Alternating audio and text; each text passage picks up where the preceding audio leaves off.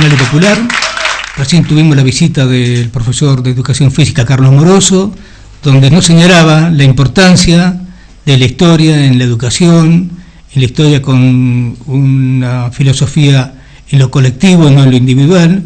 Y bueno, de ahí decidimos invitar también a los compañeros de SUTEBA, acá Marcelo Chepatini, que tendrá que decirnos cómo estamos con respecto a la educación colectiva o individual, cuál es la tónica de hoy en día, cómo nos estamos manejando con un gobierno liberal, absolutamente, ¿no?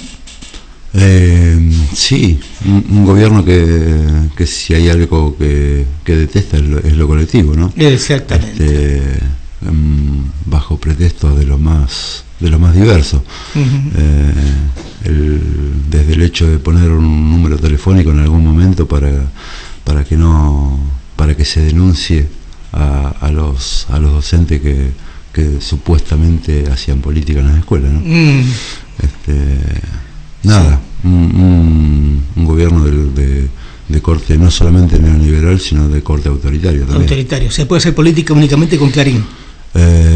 Sí, hay cierto tipo de política que se puede hacer, la politiquería le llamo yo, porque la verdad que es lo que hacen, pero todo lo que sea contrario a sus ideas, que son nefastas, no puede entrar dentro de la escuela porque es acusado de política, ¿no?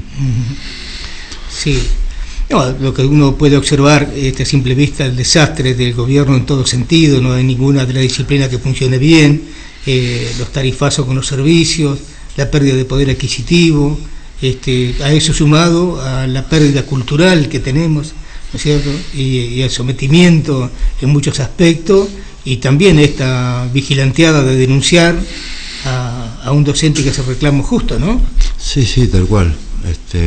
Nosotros lo empezamos a sufrir bastante temprano, digo, cuando en aquel momento, en un momento con la desaparición de Santiago Maldonado, nosotros creímos que es un tema que la docencia en su conjunto tenía que tomar en las escuelas, porque tenemos una historia que así lo marca, que no se puede dejar de pasar una desaparición como la que fue la de Santiago en su momento.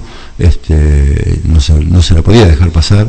Por supuesto que no. Y bueno, decidimos tomar el tema, y bueno, fue un impacto terrible de persecución, de un montón de cuestiones, incluso chumbando a los padres, poniendo un teléfono para denunciar, y la mentira que se manejó a lo largo de todo ese tema, ¿no?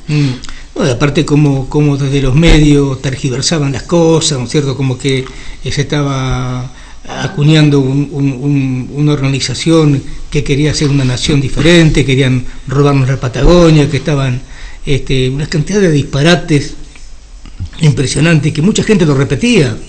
Sí, y como sigue sucediendo, creo yo, pero bueno, me parece que hoy la historia es diferente, que las caretas se van cayendo. Se van cayendo las caretas. Porque bueno, en algún momento se empieza a entender que toda esta cuestión tiene que ver con una especie de cortina de humo para tapar otras cuestiones que son las reales, que son las graves, que hay muchísimos chicos ya con hambre, que la pobreza ha aumentado a escalas exorbitantes, que están haciendo terribles negocios con las empresas energéticas, que son ellos mismos. Ahí se le cayó la careta enormemente con lo que hizo incorporarle a la gente que pagara el desfasaje, el supuesto desfasaje, que no fue tal, entre la devaluación del dólar, que además lo hicieron ellos, con respecto a la tarifa de gas, ¿no? Eso fue un disparate y una desfachatez del gobierno, ¿no? Sí, yo creo que el primer gran el primer gran error político que cometen, y que a partir de ahí es cuando se empieza a develar para el conjunto de la sociedad de cómo venían, fue la reforma de de la fórmula de cálculo de jubilatorio, ¿no? Bueno, yo soy una víctima de eso. Sí.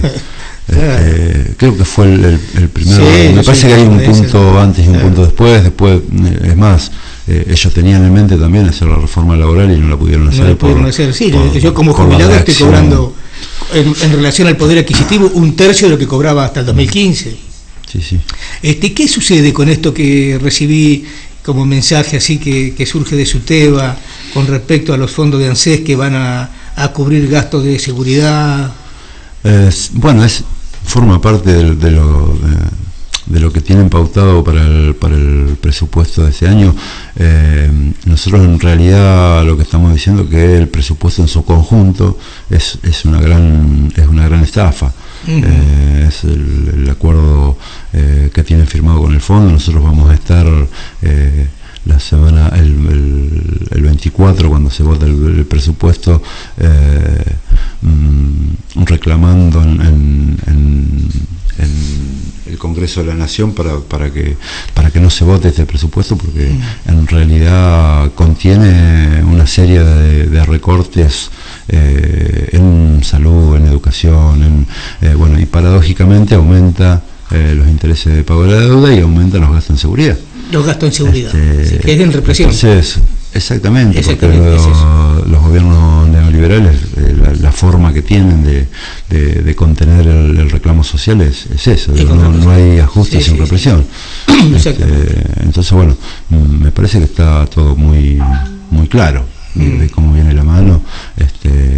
Han decidido entregar la soberanía del país al Fondo Monetario, han decidido reprimir si es necesario, y han decidido también armar sus negocios y llevarse todo lo que puedan antes de irse, ¿no? Sí, es evidente, sí.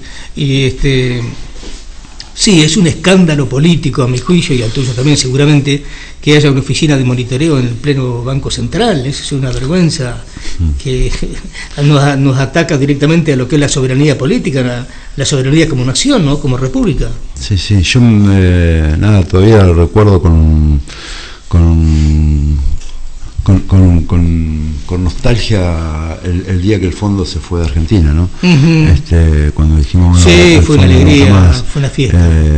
Y recuerdo también con mucho agrado el NOLAC.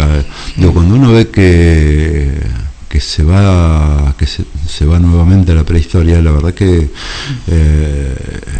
le da mucha indignación, porque se continuó con el camino que trazó Perón en el 47 cuando declaró la independencia económica, una Argentina libre de deuda externa absolutamente, ¿no? Es